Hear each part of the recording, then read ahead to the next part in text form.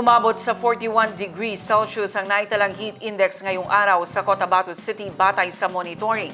Patuloy naman ang pagbabantay ng Cotabato City Disaster Risk Reduction and Management Office, lalo na sa mga lugar na may aktibidad, kabilang ang ilang paaralan na may pasok pa sa gitna ng matinding init. Ang News Now sa report. Mahigpit ang monitoring sa mga lugar at sektor na apektado ng matinding init.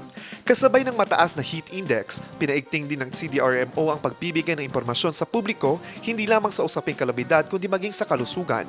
Patuloy rin ang pakikipag-ugnayan sa 27 barangay sa lungsod upang agad na matugunan ang anumang insidente na may kaugnayan sa init ng panahon. CDRMO po ay patuloy po nagiging active po sa monitoring, hindi lang po sa disaster, kundi maging sa pangkalusugan na binabantayan po natin. And makikita po sa page namin na patuloy po kami nagbibigay ng information, especially po sa heat index o yung quad po natin. Init na pakiramdam po ng Tagalog po yung heat index. On monitoring pa lang po yung ginagawa natin and patuloy po tayo nakikipag-coordinate sa lahat po ng barangay, all 37 barangay ng Cotabato City na binabantayan or makipag-coordinate po sa amin as soon as may mga activities po na hindi maiwasan na may magbibilag sa araw.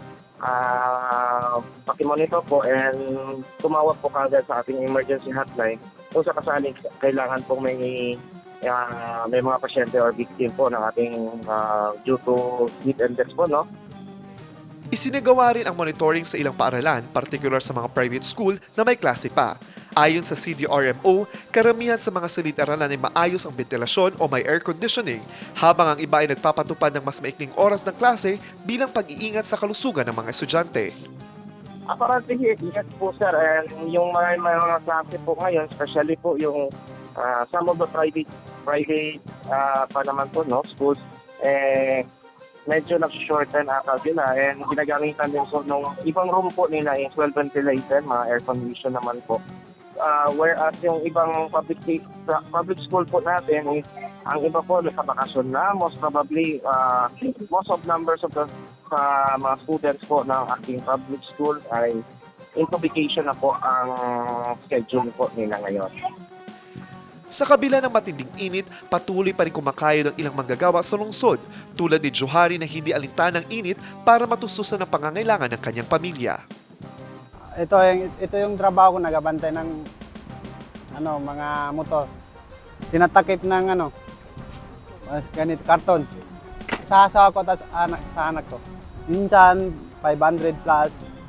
Minsan sumasakit ang yung ulo ko. Ano lang, kinakaya naman para sa pamilya. Samantala, patok naman sa mga mamimili ang malamig na inumin tulad ng buko juice, kalamansi at pineapple juice bilang panlaban sa init. Ayon sa isang vendor na si May, mabenta ang buko juice tuwing tag-init. Tapos, basta tag-init, itong mga buko juice, kalamansi, pati pineapple lang mabenta. Basta inumin. At saka mineral, mabenta rin. Starting na rin kami mga 9 o'clock kung kailan mag-open ang mall. Hanggang hanggang gabi na kami. Dito kayo sa harap ng KCC, marami kaming paninda dito, puro masarap.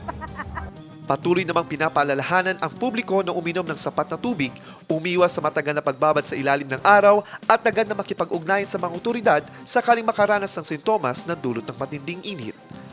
Marcus Uy, iMinds, Philippines.